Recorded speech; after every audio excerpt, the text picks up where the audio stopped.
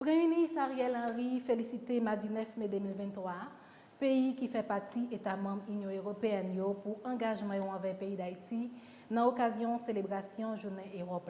L'ambassade de l'Union européenne dans bon côté PAL renouveler la détermination de bon côté population haïtienne. L'Union européenne et ses États membres bâtissent ensemble depuis de nombreuses décennies.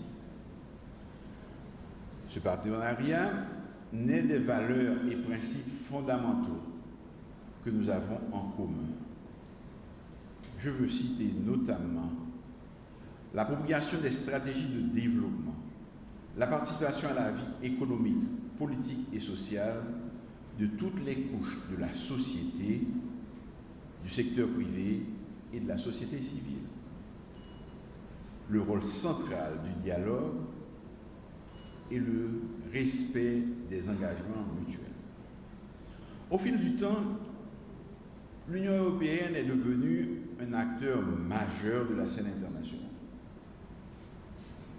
Pour nous, Haïtiens, elle est un partenaire de poids qui reste à l'écoute de nos besoins et de nos attentes.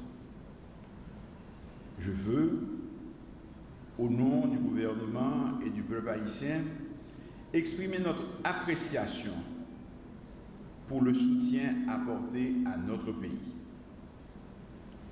Haïti doit prendre son destin en main et nous comptons sur nos partenaires de l'Union européenne pour qu'ils acceptent d'inscrire leurs efforts dans la ligne des plans, programmes et projets que nous définissons dans le cadre de nos politiques publiques.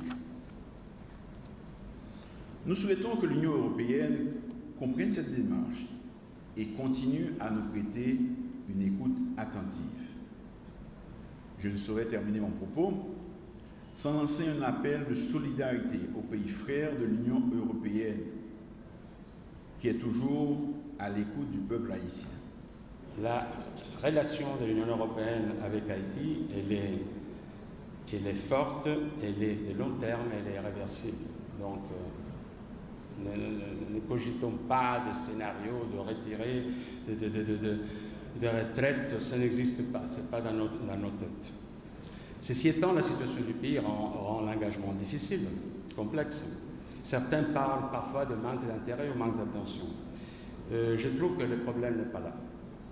Je trouve que le problème auquel nous faisons face, c'est un problème de difficultés objectives, de mise en œuvre des actions que nous voulons amener en Haïti et réaliser avec l'accord de nos partenaires ici. Par exemple, on a des énormes difficultés pour pouvoir effectuer des missions de supervision de nos actions dans les pays. Ça fait 1 an et plus qu'on ne peut pas sortir de Port-au-Prince. C'est très compliqué pour nous d'organiser nos activités comme ça. Donc c'est un problème que nous devons résoudre au plus tôt.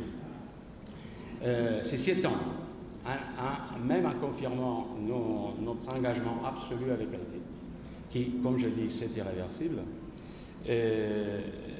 parfois on mentionne que la communauté internationale doit avoir la leadership. Or, la leadership, à mon avis, ce n'est pas la communauté internationale, c'est Haïti, c'est ces hommes et ces femmes, son système politique, sa société qui doit être la responsable primaire des lignes directrices de la politique haïtienne. La communauté internationale et l'Union, je parle naturellement que pour l'Union, mais l'Union européenne ne peut qu'accompagner ces efforts, ces définitions, ces décisions politiques.